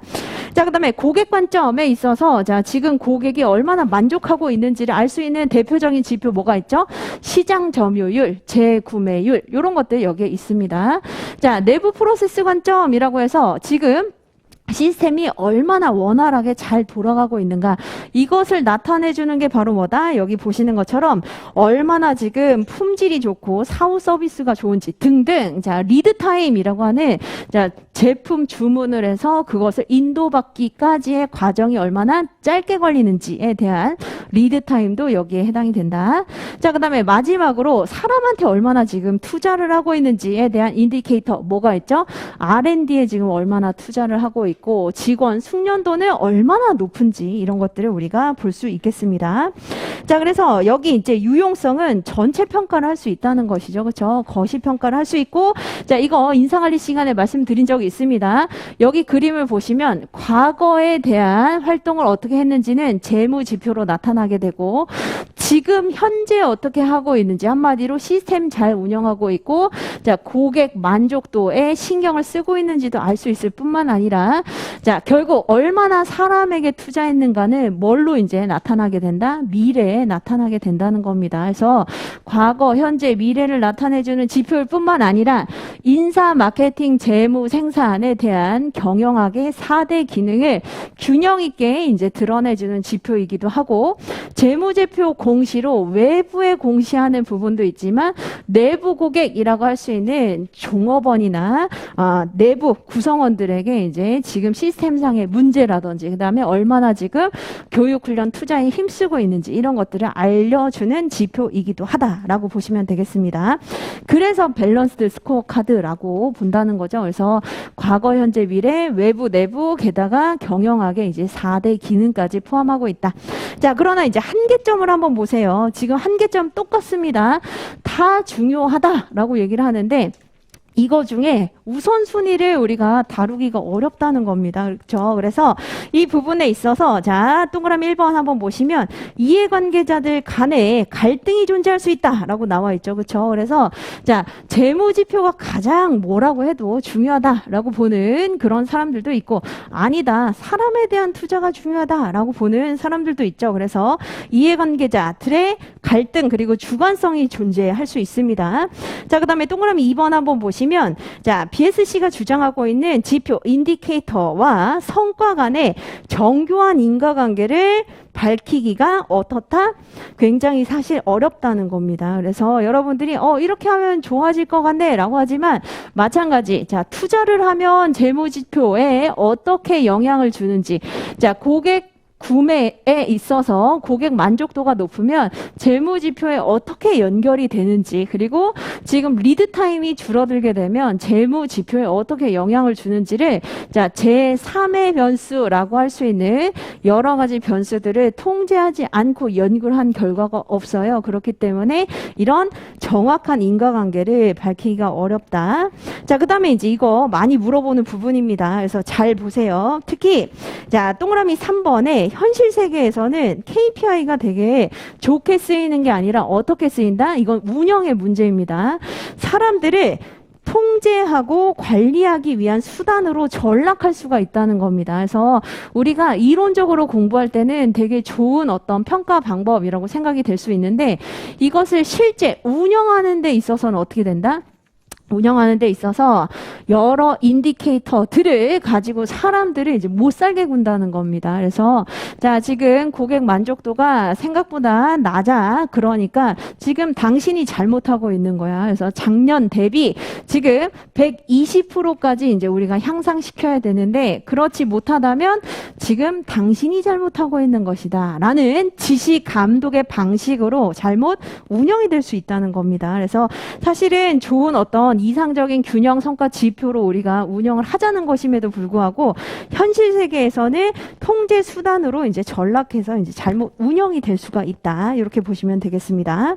자, 그다음에 경쟁 가치 모형이 사실 오늘 배우는 것 중에 가장 중요한 부분이라고 할 수 있겠죠. 그렇죠? 그래서 다른 부분도 이제 두루두루 다 터치하시면서 공부하시되 이게 가장 중요합니다. 자, 그래서 한번 같이 보도록 하죠. 자, 경쟁 가치 모형이라고 하는 것은 우선 개념을 한번 잘 보세요. 자, 개념에서 우선 두 번째 줄 맨 마지막 조직의 효과성을 평가할 때는 조직의 다양한 관점이 필요한데 그게 왜 그러냐면 다양한 가치, 다양한 신념, 다양한 철학 이런 것들이 고려돼야 되기 때문입니다. 그런데 지금까지는 자 지금까지는 이라고 했을 때 그 지금은 언제를 얘기하는 거냐면 바로 전에 우리가 공부를 했었던 자 이해관계자 접근법이나 BSC를 얘기하는 게 아니라 전통적인 측정 방법을 얘기를 하는 겁니다. 그래서 과거의 평가 같은 경우에는 일반적인 그냥 사회 문화 차원에서 단면적인 지표로 우리가 자 산출물이냐 아니면 투입이냐 아니면 운영의 프로세스냐 이렇게 이제 연구를 했었다. 그래서 자 학자 중요합니다. 여기 네 번째 줄에 나와 있죠. 퀸과 로어바우라고 얘기를 할 수가 있겠죠. 퀸과 로어바우. 퀸과 로어바우.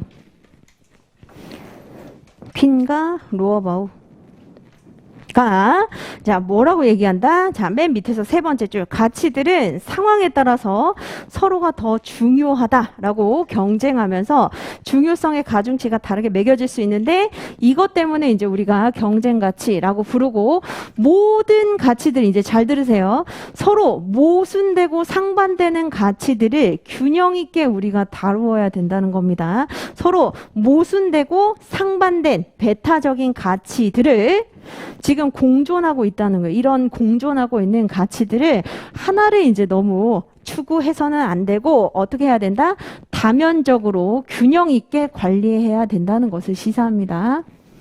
그러니까 어떤 이제 조직이나 중요한 가치가 분명히 있을 수 있어요. 그렇다고 해서 다른 가치를 버려서는 안 되고, 자, 이런 모순된 가치들을 균형 있게 운영을 해야 된다는 것을 의미한다는 겁니다. 자, 그래서 여기 이제 옆에 나와 있죠. 15페이지 한번 보시면, 자, 그림이 나와 있는데 이 그림에 대해서 이제 저한테 많이 물어보거든요. 이거를 어떻게 우리 답안지에 그릴 수 있을까에 대해서 이제 물어보기 때문에 제가 말씀을 드리면 이런 방식으로 그려주시면 됩니다. 즉, 이 그림이 결국은 이거를 얘기를 하는 거예요. 그래서 우리가 연기 때는 뭘 공부를 했었냐면 우선은 가치에 대한 설명, 그리고 그 모형에 대한 설명만 공부를 했었고, 자, 일기 때는 이제 수단, 목적에 대해서 같이 공부를 해볼 텐데 이제 하나씩 좀 보도록 하죠.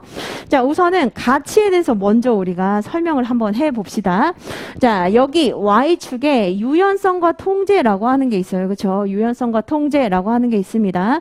자, 유연성이라고 하는 것은 뭘 의미하는 거냐면 상황 대처를 신축적이고 탄력적으로 해야 된다는 것을 의미를 합니다. 유연성이 있다라고 하는 것은 상황 대처를, 상황에 대한 대응을 신축적이고 탄력적으로 해야 된다는 거예요. 자, 뭔가 획일화된 표준, 기준을 두는 게 아니라 상황에 대한 대처를 신축적이고 탄력적으로 해야 된다. 자, 그 얘기는 뭐냐면 다양성을 중요한 가치라고 생각을 하면서 그렇게 보면 이제 차별화, 이런 것도 이제 중요한 가치라는 거예요. 무조건 이제 표준화된 어떤 FM 이런 것들이 존재하는 게 아니라 바로 다양성, 차별화, 자, 이런 것들에 이제 기초를 두고 있다는 겁니다. 그래서 자, 다양한 방식, 신축적인 방식 이런 것들 충분히 다 우리가 고려해야 된다. 자, 그렇다면 통제는 뭘 의미를 하는 거냐면 자, 통합을 시키는 걸 얘기를 합니다. 그래서 반대로 이제 표준화 시키면서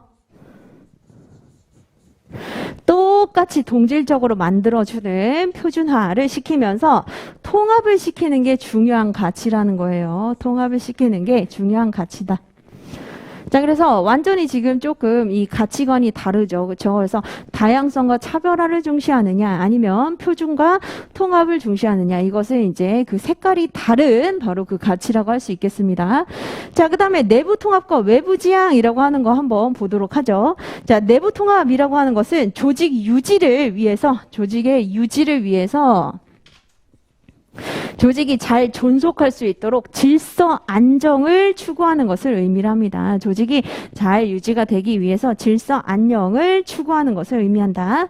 자, 그렇다면 외부 지향이라고 하는 것은 환경에 대해서 잘 적응을 하는 것을 의미를 합니다. 환경에 대해서 잘 적응을 하는 것을 의미하는 것으로, 자, 적응을 잘 시키려면 어떻게 해야 되죠? 경쟁을 해야 됩니다. 그리고 상호 관계에 대한 이제 관계 관리를 좀 잘 해야 되는 거예요. 그래서 경쟁도 잘 하면서 관계 관리가 필요하다는 것이죠.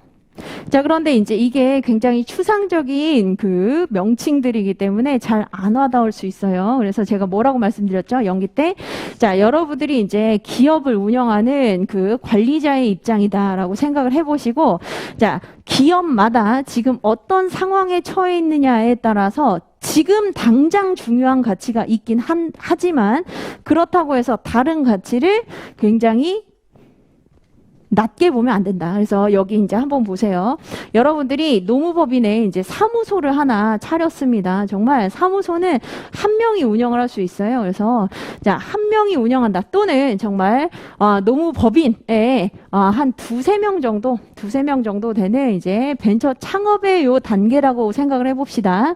자, 이때는 뭐가 지금 가장 중요하다? 다른 것을 이제 버릴 수는 없어요. 무조건 버리는 건 아니지만 이때 중요한 것은 시장에서 생존하는 게 중요합니다. 1년 동안 이제 생존하는 게 중요하다. 생존하는 게 중요하다. 자, 그렇다면 이제 한번 보세요. 자, 유연성이라고 하는 건 뭐라고요? 다양성과 차별화를 추구하면서 자, 외부 지향을 지금 중시한다는 거잖아요. 그렇기 때문에 자, 외부 지향으로 어떻게 해야 된다? 다양한 소비자들에 대한 적응이 필요하다는 겁니다. 적응이 필요하다. 자, 그래서 이것을 우리가 개방체계 모형이라고 얘기를 합니다. 개방체계 모형. 자, 개방체계 모형은 혁신이 중요해요. 그렇죠? 그래서 이때는 이제 기존에 있었던 법인들과 다르게 자, 어떤 것들을 추구해 준다? 차별적인 서비스, 차별적인 제품 이런 것들을 계속 만들어내 주면서 여기에서 이제 생존을 도모해야 된다는 겁니다. 자, 이때 중요한 것은 물론 이 두 가지지만 그렇다고 해서 나머지 가치들이 중요하지 않다라는 건 아닙니다. 그래도 어느 정도는 내재하고 있어야 된다는 거예요. 그래서 가중치나 비중이 더 유연성이나 외부 지향에 쏠려 있다는 겁니다. 그런데 이제 기업은 어떤 특징을 가지고 있냐면 확장성이 있어요. 확장성이 있습니다. 그래서 자, 기업을 이제 설립을 하게 되면 같은 모습으로 계속 정태적으로 남아있는 게 아니라 이제 점점 어떻게 된다? 더 커지게 된다는 겁니다. 그래서 인간관계 모형은 중견기업이라고 생각을 해보시면 돼요. 중견기업이다.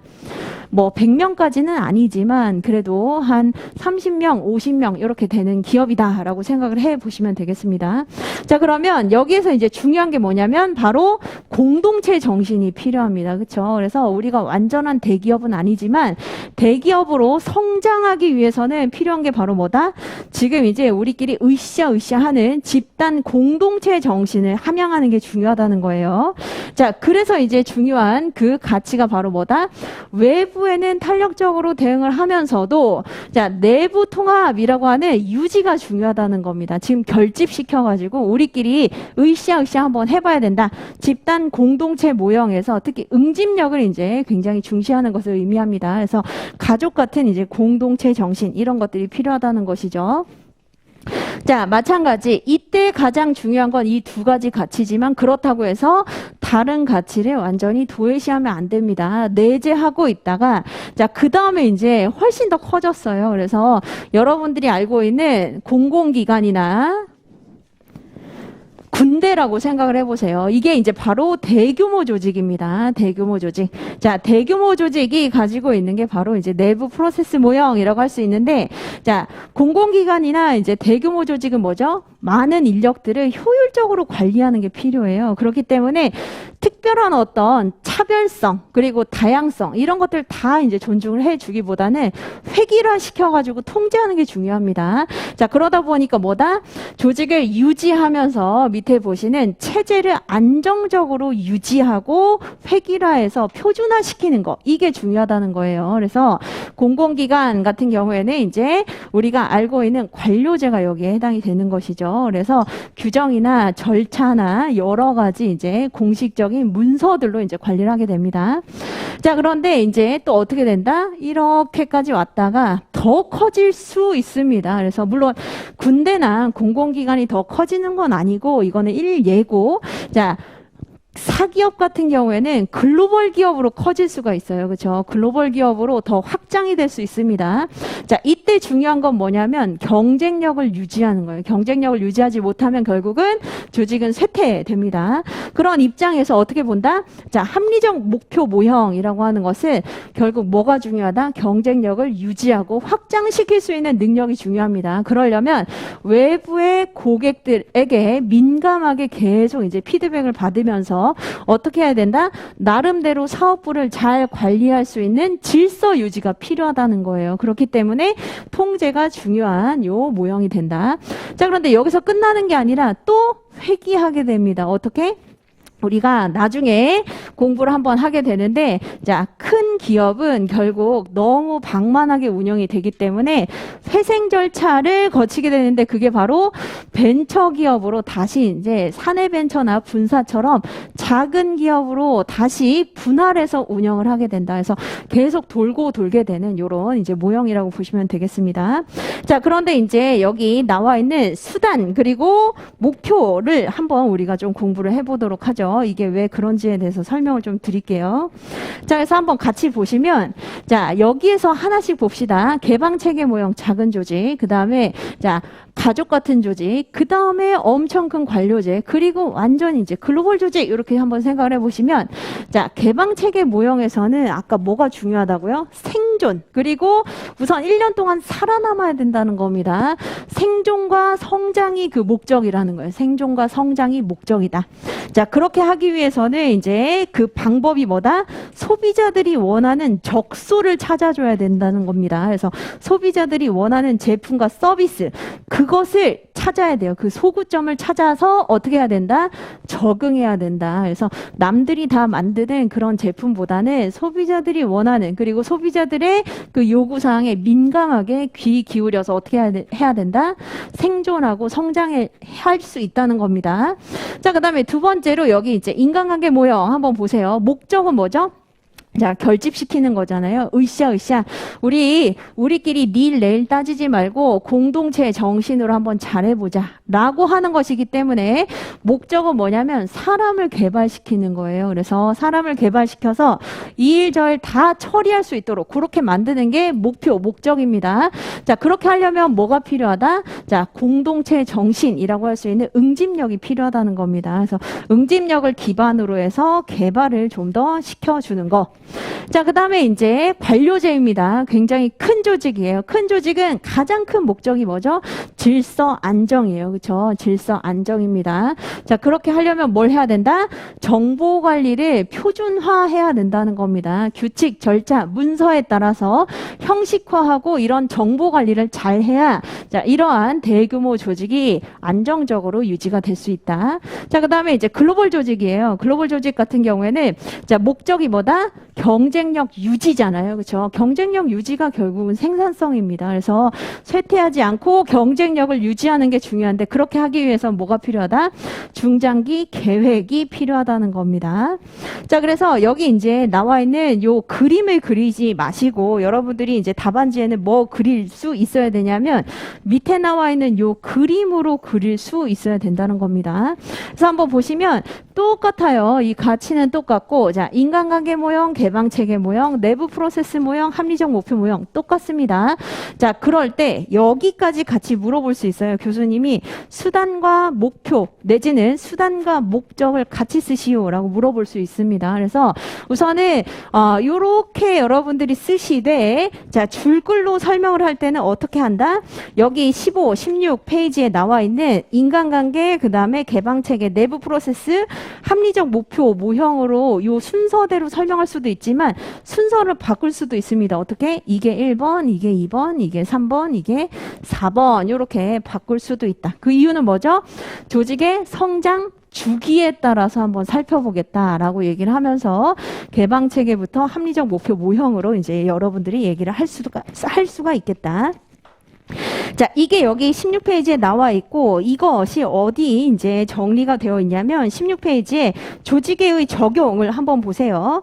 자, 갑자기 이제 퀸과 카메론이 나옵니다. 퀸과 카메론이 왜 나오게 되냐면, 자, 여기 이제 제가 조금 있다가 한번 요거는 설명을 드릴 거고, 요거 한번 같이 봅시다. 이게 바로 퀸과 카메론이 얘기를 했었던 조직 수명주기 모형이라고 할 수 있습니다. 우리 책에 나중에 나와요. 그래서 자, 조직 수명주기 모형에 따르면 어떤 조직이든 간에 지금 보시는 것처럼 창업, 공동체, 공식화, 정교화 단계라고 하는 4단계를 거치게 된다라고 했는데, 이게 바로 여기에 해당이 된다는 것이죠. 그렇죠? 바로 여기에서도 여기에서도 퀸이 이제 연구를 한 겁니다. 그러다 보니까 이게 뭐다? 창업 단계. 그다음에 이게 집단 공동체 단계. 그다음에 세 번째가 구조의 공식화 단계, 그리고 네 번째가 구조의 정교화 단계, 이렇게 우리가 연결을 시킬 수가 있겠습니다. 그래서 이 내용이 여기 나와 있는 것이죠. 그렇죠? 그래서 자, 경쟁가치 모형은 합리성을 추구하면서도 성장 주기에 따라서 네 가지 가치가 성장하기도 하고, 즉 우선순위가 있기도 하고 쇠퇴하기도 한다. 그래서 어떻게 한다? 여기 창업 단계에서는 개방체계 모형으로, 집단 공동체 단계에서는 인간관계 모형으로, 그리고 공식화 단계에서는 내부 프로세스 모형으로, 그리고 정교화 단계에서는 합리적 목표 모형으로 우리가 관리를 해야 된다. 이렇게 볼 수 있겠습니다. 자, 그런데 더 나아가서 이제 문제가 많이 굉장히 복잡하고 어렵게 나오면, 자, 조직 문화랑 같이 엮어서 나올 수도 있습니다. 그래서 자, 조직 문화에 대한 이 진단 툴이 있죠. 그렇죠? 조직 문화 진단 툴. 자, 이것도 퀸이 연구를 한 겁니다. 그래서 관계지향, 혁신지향, 위계지향, 시장지향이라고 해서 우리가 4편에 5장의 문화 파트에서 이 부분을 공부를 하게 됩니다. 그래서 똑같이 나오게 되는데, 자, 마찬가지로 똑같습니다. 인간관계 모형이 뭐다? 클랜, 그 다음에 개방체계 모형이 에도크라시, 그리고 내부 프로세스 모형이 위계지향, 하이라키, 그리고 합리적 목표 모형이 바로 마켓에 해당이 되는 거예요. 그래서 요런 방식으로 물어볼 수 있는데, 예를 들면 이런 것들입니다.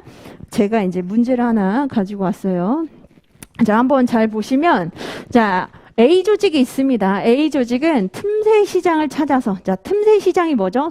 소비자들이 요구하는 그 영역을 얘기를 하는 겁니다. 이것을 우리가 니치 마켓이라고 얘기하잖아요. 그래서 소비자들이 요구하는 그 영역이 있는데, 그 영역을 찾아서 외부 환경에 적응하려고 하는 신생 조직이라고 나와 있죠. 그래서 여기서 알 수 있는 게 뭐죠? 우선은 힌트가 여러 가지가 있는데, 외부 환경에 적응 신생 조직이라고 하는 겁니다. 그러면 아무래도 규모가 굉장히 큰 밑에 있는 모형보다는 아무래도 지금 벤처나 아니면 공동체적 이제 정신을 가지고 우리가 운영을 하게 되는 인간관계 모형에 더 가깝겠구나, 이렇게 생각을 할 수가 있겠습니다. 그래서 A는 여기 걸쳐 있다라고 볼 수 있겠죠. 너무 이제 네 가지로 생각하실 필요는 없습니다. 자, 그다음에 B 조직은 생산성과 수익에 중점을 두고 있다라고 나와 있죠. 그래서 아무래도 생산성과 수익은 물론 오른쪽에 가깝긴 합니다만, 결국 관료제도 뭐죠? 안정적인 질서 유지를 통해서 지금까지의 생산성을 보존하려고 하는 목적이 굉장히 강합니다. 그러다 보니까 어떻게 된다? B 조직은 이렇게 이제 속해 있다라고 볼 수 있겠습니다. 그래서 이런 방식으로 이제 물어볼 수 있어요. 이게 어디에 나와 있는 그 사례냐면, 데프트 교수님 교과서에 이 사례 문제가 나와 있어요. 그래서 똑같이 지금 이렇게 묻고 있습니다. 그래서 A 조직이 있고 B 조직이 있는데, 자, A 조직은 어떤 모형에 속하는지, B 조직은 어떤 조직에 속하는지를 한번 얘기를 해보시오. 이렇게 묻고 있습니다. 자, 여기에서 하나 더 나아가서 우리가 적용을 해보죠. 자, 번스와 스토커가 1961년에 자, 유기적 조직 그리고 기계적 조직이라고 하는 것을 개념 정의하게 됩니다. 그게 뭐였었죠? 자, 유기적 조직은 동태적인 환경에 적합한 조직을, 그리고 기계적 조직은 안정적인 환경에 적합한 조직을 의미합니다. 그렇다면, 자, 번스와 스토커가 얘기했었던 바로 그 주장의 기본으로 해서 한번 우리가 보도록 하죠. A 조직은 기계적 조직인가요? 유기적 조직인가요? 유기적 조직에 가깝죠. 그렇죠? 유기적 조직으로 동태적인 환경에 이제 적합하면서 그때 어떻게 한다? 신축적으로 대응을 한다는 겁니다. 그렇죠? 그래서 환경 변화에 따라서 그때 신축적으로 대응을 하는 유연성이 굉장히 중시되는 조직이다. 자, 그런데 B 조직 같은 경우에는 자, 번스와 스토커가 얘기했었던 기계적 조직에 가깝다. 그 이유는 안정적인 환경이기도 하고, 물론 여기 합리적 목표 모형은 완전히 안정적이다라고 할 수는 없지만 상대적인 비교를 한번 해보시면 신생기업이나 아니면 지금 얼마 안 된 중견기업보다는 안정적이죠. 그렇죠? 그렇기 때문에 기계적 조직 구조에 가까운데 환경 측면에서는 안정적이고 훨씬 더 규정이나 절차에 의해서 잘 운영이 된다라고 볼 수 있겠습니다. 자, 그래서 문제가 굉장히 사실 이게 여러 가지로 낼 수 있겠다라는 생각이 드는 게, 여기까지 이제 보고 우리가 15분 쉬도록 하죠. 우선은 가장 이제 심플하게 묻는다면 요거 물어볼 수 있습니다. 그래서 경쟁가치 모형에서 얘기를 하는 이 지표가 어떤 의미를 가지고 있는지, 그리고 사상안에 해당이 되는 각 모형이 어떤 목표와 수단을 가지고 있는지 써보시오. 이렇게 물어볼 수 있고, 그 다음에 이제 결합을 시킨다면 조직 수명 주기와 각각 설명을 한 다음에 각 단계가 어떻게 연결이 되는지를 설명해 보시오 라고 물어볼 수 있습니다. 자, 그런데 여기보다 이제 더 나아가서 굉장히 어려운 문제를 낸다면, 자, 이게 조직 문화 진단 툴이라고 했었잖아요. 조직 문화 진단 툴. 자, 지금 조직 문화를 한번 설문지를 통해서 우리가 한번 측정을 해보았다. 측정을 해봤는데, 자, 요런 방식으로 나타났다는 겁니다. 그래서 여기에 이제 가깝게, 자, 요렇게 측정이 되었다. 라고 했을 때, 하나에만 딱 걸치진 않을 거예요. 그래서 이쪽 부분에 굉장히 많이 지금 걸쳐 있다. 라고 했다면, 지금 이 조직은 어디에 해당이 되고 어떤 특징을 가지고 있는지를 한번 서술해 보시오. 문화를 통해서 지금 어떤 단계에 해당이 되는지를 한번 설명해 보시오. 이렇게 물어볼 수 있다는 거예요. 그래서 물론 이 범위는 굉장히 이제 모호하게 묻기보다는 확실하게 물을 겁니다. 그래서 지금 가장 많이 걸쳐 있는 게 뭐죠? 바로 혁신지향, 한마디로 개방체계 모형이에요. 그러면 자, 다른 어떤 조건도 어느 정도는 보유하고 있지만 어떤 특성이 강하다? 지금 혁신과 창의성, 그리고 차별화에 가까운 벤처 조직의 모습을 가지고 있다. 한마디로 창업 단계의 모습이 가장 지금 강렬하게 나타난다는 겁니다. 그래서 조직 문화를 한번 진단을 해봤을 때 지금 여기에 가장 많이 걸쳐 있다면 창업 단계의 모습, 그리고 그 다음에 이제 나머지에 이제 이런 부분적인 모습을 가지고 있다. 이렇게 보시면 되겠습니다. 그래서 지금 보시는 요 세 가지는 결국 우리가 엔드 스테이트로 엮어서 이제 한번 생각을 해봐야 돼요. 그래서 당연히 단문으로 물어볼 수 있지만 50점짜리로 진짜 1, 2, 3 이렇게 해가지고 같이 물어볼 수도 있겠다. 이렇게 보시면 되겠습니다. 자, 그래서 우리는 15분 쉬고 이제 나머지 부분 보도록 하겠습니다.